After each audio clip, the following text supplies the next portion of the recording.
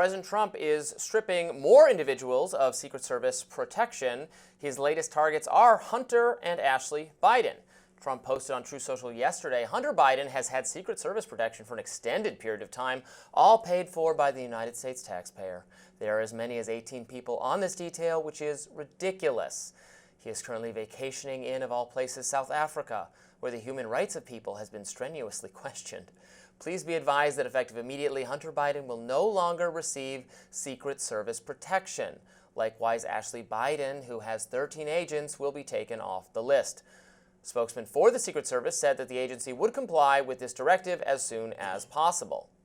Trump has revoked security details for former National Security Advisor John Bolton, former Secretary of State Mike Pompeo, and Dr. Anthony Fauci, and others. Trump also said in February that he was revoking former President Biden's security clearance, along with others in his administration. Hunter Biden recently told a judge that he could not continue a lawsuit against a former Trump administration staffer because he couldn't afford it. The judge granted his bid last week. Journalist and lawyer Seth Abramson wrote on Blue Sky, Donald Trump has ended USSS protection for both Hunter Biden and Ashley Biden. Another clear signal that he himself never intends to be an ex-president, nor see his family be the family of an ex-president. The number of such signals is growing exponentially by the week. Okay, New York Post columnist Miranda Devine wrote in part on X, but bet there are a lot of happy Secret Service agents today. Marianne, Niall and I have discussed this a couple times, and look, on one hand, I don't want, if the Secret Service protection is being withdrawn on a political basis, I think that is bad. I think we should obviously offer protection to public officials, that it is bad when violence occurs to public officials. That is obviously something to guard against. We clearly have needed more Secret Service protection or more competence from the Secret Service when it comes to Trump himself, given he was the subject of a very real assassination attempt that, almost succeeded or failed to succeed by mere millimeters, and someone did die and other people were wounded. So but that's a long way of saying, I don't know that there's however many agents that were on Hunter and Ashley Biden. That is a lot of people. That costs a lot of money. What is the practice, or who is deciding how many people and how many agents and how much it goes on? Your whole family, cousins as well, all of these officials, Fauci, all of the, that's a lot of people that might be straining this organization that needs to concentrate on real and credible threats to the president and maybe others, but it seems like a lot of people were getting Secret Service protection. Maybe the agency's just spread too thin. So I don't, my gut reaction to this is not, oh, how dare they do that? How improper. I don't know about you. Well, first of all, when you see something like 18 agents around Hunter Biden, I think most Americans would ask, isn't that a little excessive? But the point for me has to do with those political figures, Mike Pompeo, Fauci, and so forth. Let's remember, Donald Trump himself is the one responsible for the violence in the air, the emotional and psychological violence against his opponents. Because he talks about, hear me out here, the way he talks about his political opponents. You can talk about Reagan, you can talk about George Bush. None of them talked about their political opponents like they were bad people, like they were actual enemies. And the president has actually talked about these people in such a way as to make it more likely that people who are perhaps not that mentally imbalanced would think that it was their job, in order to be loyal to the president, to take some action. So absolutely, I do not support. He's the one who has faced political violence. He's the one who has actually faced violence. If political rhetoric, I strongly disagree that it is so obvious that I agree that obviously Trump's political rhetoric is more heated and outside the norm for recent politicians.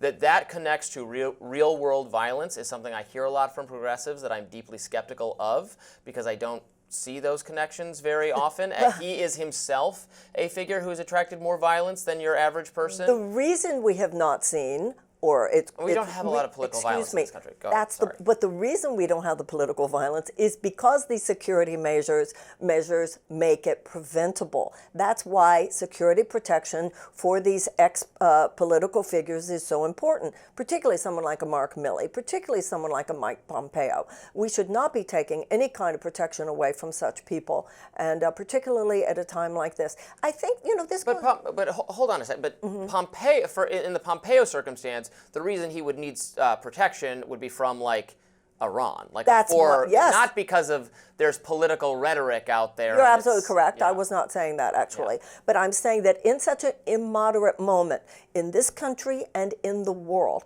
we should not take lightly the idea of the necessity for security protection for ex-political people who have been in political power. And this is you're not going to like this, but this is a common way that authoritarian figures start quieting their enemies, start quieting people. If you take security protection away from people who have strong opinions that are in opposition to you, this is a way of quieting the opposition. And this is something that authoritarians are known for throughout the world, and that's just fact. I mean, again, Trump's rhetoric, it's his speech. It's his right. He has a free speech right to characterize things the way he characterizes them. No one is responsible. No one who commits violence can say that person is responsible for the violence, are they not? You can't. No, I agree with you. The accountability, else. Of course, the ultimate accountability lies with anybody. There was someone. The baseball game shooter was a Bernie Sanders, supporter, and I thought that was totally unfair to blame him for any of that. Just as it was unfair, we discussed this yesterday, to blame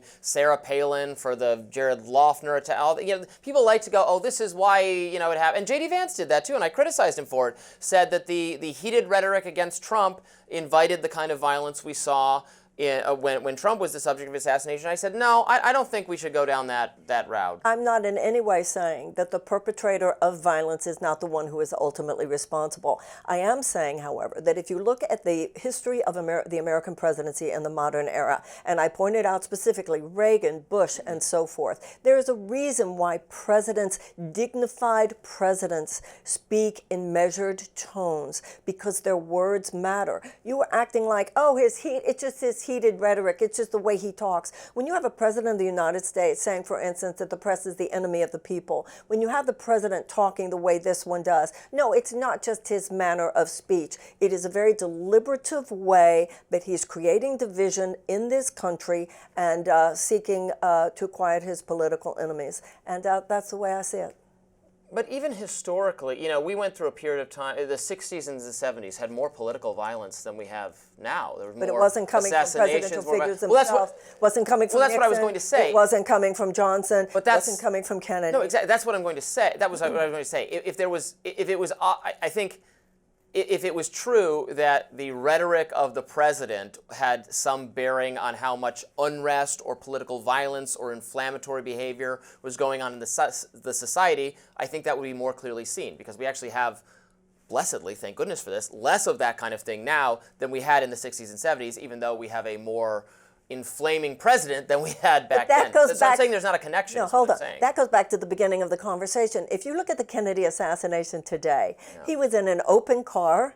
Yeah. You would never have the lack of security today that you had then, because we learned those things. Right. That's the point here. The point is that he wasn't killed because of rhetoric. He was killed because there was a insane Cuban-supporting communist person who wanted to kill him. Well, we'll know more about that today, won't we? Theoretically, after those classified documents. It wasn't the anti-Kennedy rhetoric that somehow manifested in physical form to get him. Wait a minute, Robbie. Wait a minute. The point is, he was in an open car. The point is, this is why you have Secret Service protection. Yes. That's the point. What we're talking about here is the need for security for people who are in almost sitting ducks for certain kind of political violence in moments like this. Well, I agree with you on that. It's certainly very important to protect our political leaders, in some cases their families. And ex-leaders. Yes. But I agree with you, we don't need 18 people who are protecting. We can't protect every single person who's ever been like you said, who decided 18? Who decided 16? If that's even true, because just the fact that President Trump tweeted something does not, in my mind, mean it's necessarily true. Well, remember when they wouldn't give our RFK Jr. Secret Service protection? Well, but that had to do with his being a candidate, and there was a legitimate argument that he was not yet at a point in his candidacy. That's what usually happens. I remember when Obama was a candidate, when he got to the point where it was obvious that there was so much excitement and so much support for his candidacy that it was reasonable. And I thought that went both ways on Kennedy's. Was he yet at a point? All right, coming up on Rising, is the Trump administration violating a court order? More Rising right after this.